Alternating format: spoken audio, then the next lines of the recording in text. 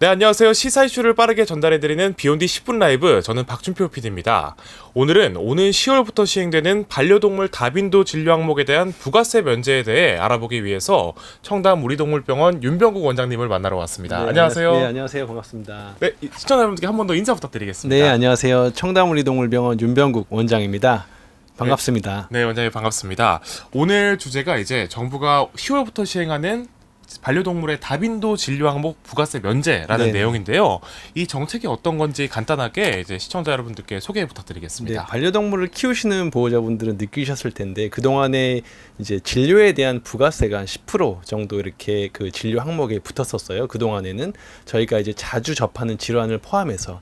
근데 하지만 올 10월부터는 이제 자주 접하는 질환들에 대해서 부가세를 면제한다는 내용입니다. 네, 알겠습니다. 그러면 이 다빈도 질환이란 게 뭐 얘기를 들으면 강아지나 고양이에게 많이 생기는 질환이라는 의미잖아요. 네. 대표적으로 어떤 질환들이 있을까요? 이제 일반적으로 동물병원에 내원하는 대부분의 질환이 아마 적용이 될 것 같아요. 네. 그동안에는 예방적인 질환, 예를 들어서 중성화 수술, 구충, 예방접종 이 항목들만 이제 부가세가 면세가 됐었거든요. 하지만 이제 우리가 많이 겪고 있는 뭐 슬개골 탈구라든지 아니면 전염병이라든지 아니면 구토, 설사 그리고 이제 치료와 관련된 행위는 이제 대부분 다 면세 항목으로 적용이 될 겁니다. 알겠습니다. 그러면은 사실 시청자분들이 가장 궁금한 건 이 부가세 면제가 되니까 얼마나 금전적으로 부담이 덜어질까 이런 걸 텐데요. 사실 일반적으로 동물병원 치료 그런 게 동물 키우는데 돈 많이 든다 이런 얘기가 흔히 있잖아요. 이런 정책 도입으로 어느 정도 부담이 좀 덜어질까요? 이제 기본적으로 한 10%는 확실하게 이제 체감 효과를 느끼실 건데 네. 아마 체감적으로 느끼시는 거는 그 이상일 거라고 저는 생각을 해요. 네. 왜냐하면은 입원을 하고 치료를 여러 항목을 하다 보면은 비용이 되게 많이 나오는 경우가 되게 많거든요. 그래서 그럴 경우에는 10%가 우리가 느끼는 한 15%, 20%에 가까운 어떤 체감 효과를 느끼실 수 있을 겁니다. 아, 그렇구나. 10%뿐만 아니라 그 이상으로 체감이 될 것이다. 네. 알겠습니다. 그러면 오늘 주제가 이제 다빈도 질환에 대한 이야기였는데요. 다빈도 질환엔 또 어떤 것들이 있는지 한번 얘기 듣고 싶습니다. 네, 이제 강아지의 경우는 이제 소화기 질환 중에 췌장염이 가장 많이 내원하는 경우고, 네. 뭐 이제 강아지, 고양이 많이 이제 접하는 질환 중에 우리가 흔히 알고 있는 피부병, 네. 귓병, 눈병, 루틴하게 오는 어떤 일상적인 질환에 대해서도 모두 이제 면세가 된다고 보시면 될 것 같아요. 네. 그리고 이제 입원 기간에 대해서도 그동안 보호자분들이 많이 부담을 느끼셨는데 입원 기간 자체에 대해서도 이제 치료가 들어가는 기간이기 때문에 다 면세가 적용이 되고요. 또 이제 나이가 들어서 검사하는 노령견의 어떤 심장 질환이라든지 아니면 관절염의 치료라든지 대부분의 어떤 우리 또 엑스레이도 정말 많이 찍잖아요. 네네네. 엑스레이나 내시경 아니면 CT나 MRI 검사까지 모두 면세 항목으로 적용이 된다고 합니다. 알겠습니다. 그러면 원장님이 이제 좀 시청자분들께 조금 더 꿀팁을 드리는 시간인데요.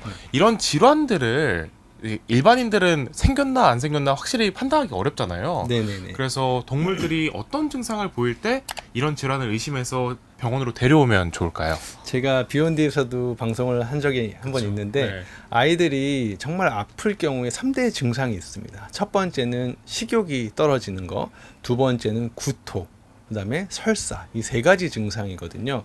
특히 노령견이 같은 경우에 노령견이라고 하면 5세 이상 아이들이죠. 그 네. 아이들은 정말 아프면 심각하게 아파서 오는 경우가 많기 때문에 대부분 이런 세 가지 증상 식욕 부진, 구토, 설사 이 증상이 있을 경우에는 아주 심각한 뭐 종양성 질환이라든지 응급한 질환인 경우가 상당히 많습니다. 그래서 그런 3대 증상을 보일 경우에는 반드시 병원에 내원해 주시길 바랍니다. 식욕부진, 구토, 설사. 네네. 네, 이 세 가지를 보인다면은 꼭 병원에 찾아주시면 좋을 것 같습니다. 또 한 가지가 더 네, 있어요. 또 한 가지. 네. 그 이제 기력 저하라는 표현이 좀 어려울 수도 있는데 네. 활동성이 많이 줄어드는 증상이에요. 그래서 그런 이제 뭐 10의 활동을 하던 아이가 7이나 8 정도의 활동을 안 한다면 노령견의 경우, 노령모의 경우는 정말 중증 질환인 경우가 많기 때문에 반드시 병원에 오시는 것이 중요합니다. 아, 평소에 막 활발하게 움직이던 친구가 맞아요. 막 구석에 가만히 있다든지. 네.